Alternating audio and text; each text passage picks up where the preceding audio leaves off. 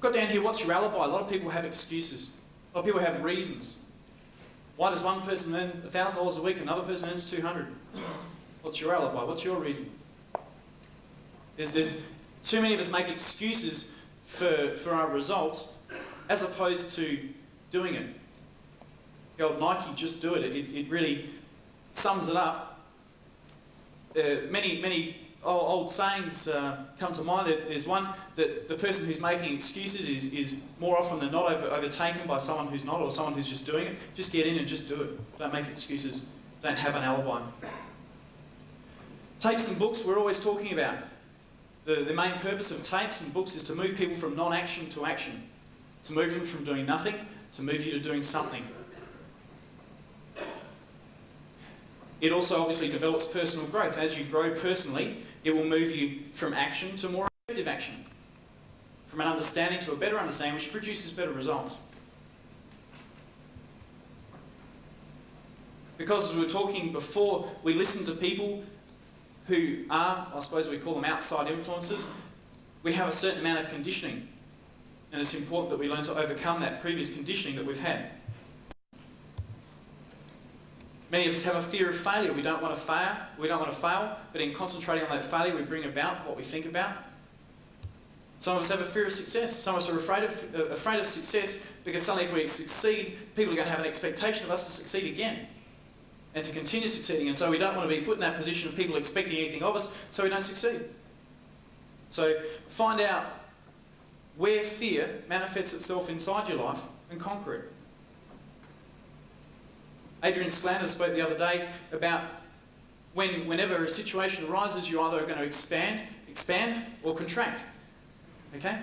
You're either going to stand up and conquer and take that fear or that problem head on, or you're going to contract and try and find a way out, try and find excuses around it. I encourage you to expand. Whenever work is mentioned, the ideas of procrastination and inertia arise instantly. Someone says, "Can you take the garbage out for me?" You're thinking, what can I think of? No, don't want to do it. What can I do to get around this? You're thinking of how to put it off, how to find a way around it. Procrastination, put it off, inertia, don't do it.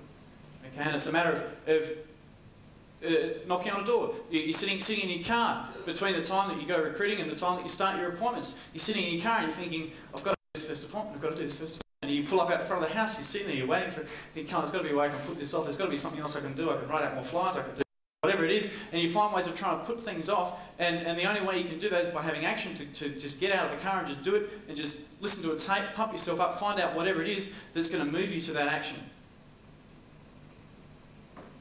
Understand a lot of the self-limiting barriers. We have the concepts of ourselves, and this is how we're going to conduct ourselves, is in relation to, as I said before, the previous experiences that you've had.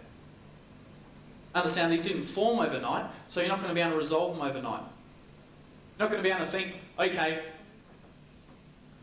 last night I went out, made 2 for 80, tonight I'm going to conquer that fear. There were people who I spoke to that I know if I was stronger, came to the close, just keep flowing, don't stop, go through it, firm, friendly, smile, yes please, as you go through it. You're not just going to be able to conquer that. So if you're having problems with those sort of things, you're not going to be able to conquer them in one night.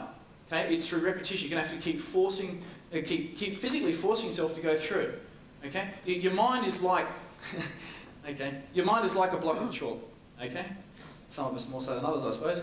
But your recall, your memory retention works on the fact that it's like you've got a coin or say a needle, and you're running a line across the chalk. Every time action, this is action, action is the needle, runs a line across your chalk, your mind, okay? And every time you want to do something, every time it comes to a decision, your brain, your decision-making process scans across the top of your head, it goes and stops to the deepest groove, and then goes down that as action. And that's the action that you do, okay? So that's your subconscious, okay? So what you've got to do is as you come to that block where it's going to go, I'm going to go down there, which is your subconscious, then there's this physical actually going down there, and that's what you need to do, is to change it and go, no, I'm going to go down here. But then understand that this is a very deep groove. Okay? So each time it goes across, you've got to keep physically moving it over and going down a different groove to where that one, so that one's deeper than that one. And that's how you're going to force yourself to go through. But the first time you do something, is not going to change things overall, because you're still going to go to the thing that you're most used to, that you're most comfortable with. Okay, it's got the deepest groove. What you've got to do is continuously go over the same thing over and over again to work that groove in deeper than that one, because you can't fill that groove up. All you can do is make this one deeper. And that's the decision-making process that you have. Affirmations. Affirmations before, absolutely essential to your success. Write your own affirmation. Don't use other people's affirmations.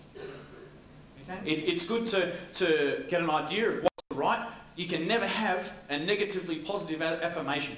I won't do this. I'm not going to do that. I'm going to be really good because I'm going to make sure that today I'm not going to do this. You can't do it.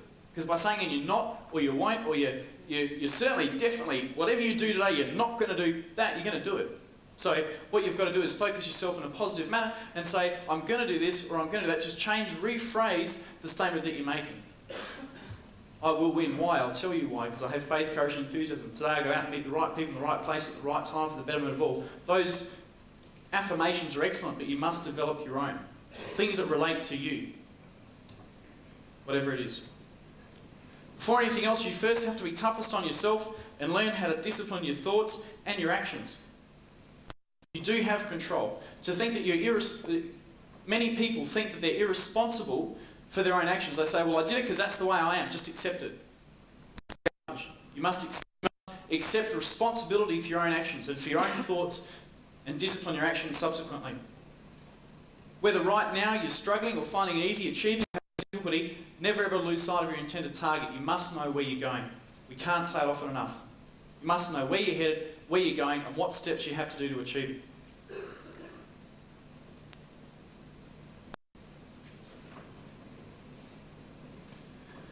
Difference between a dream and a goal. Many of us think dreams and goals are the same thing. Dreams, say, yeah, well, difference between dream and goal. Goal's got a deadline. Dreams just something you want to do. That's fine. Dreams and inspiration. You need to have dreams. They inspire you to do what you do. Goal is perspiration. Requires hard work. Many of us have goals that aren't really goals at all. They might have a deadline. They might have an achievement, but you're not prepared to put in the work. There must be work. It doesn't come down to the person. It comes down to the purpose within the person.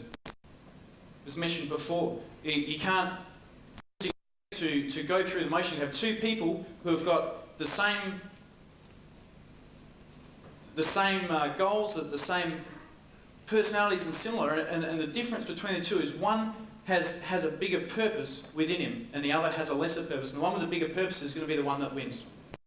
I'm not going to harp on that because it's been mentioned before. It's not the level of work in many cases, it's how he gets the information across. Talking about enthusiasm, it's important to be enthusiastic in what you do. You must believe in what you do. You must have a sense of conviction. If you're going into presentations and you're not convicted, you don't believe in what you're talking about.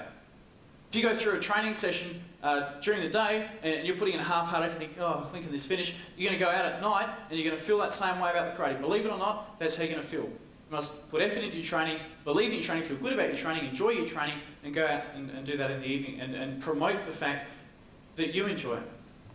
Must have conviction, must have belief in what you talk about. You can't expect to transfer your emotion, transfer your belief into someone else unless you have belief about what you speak. Goals give us the reason. Must have goals. But there must also be a degree of detachment from our goals, because it comes to the point where you must do the work and whatever reward will come to us will come. You must have your goals, you must have them planned out, you must know where you're going to go, but then understand once you work in that you're going to get the goal or you're not. There's got to be that degree of detachment from it as well. Your targets are your goals. Have your goals are there to give us the reason to work. Work is only achieved through action. Be quite clear that your goals without action are nothing. Gavin Salmon said before, you must make it fun, which is true. You must make your goals fun. You must become emotional about your goals. You must want to do it.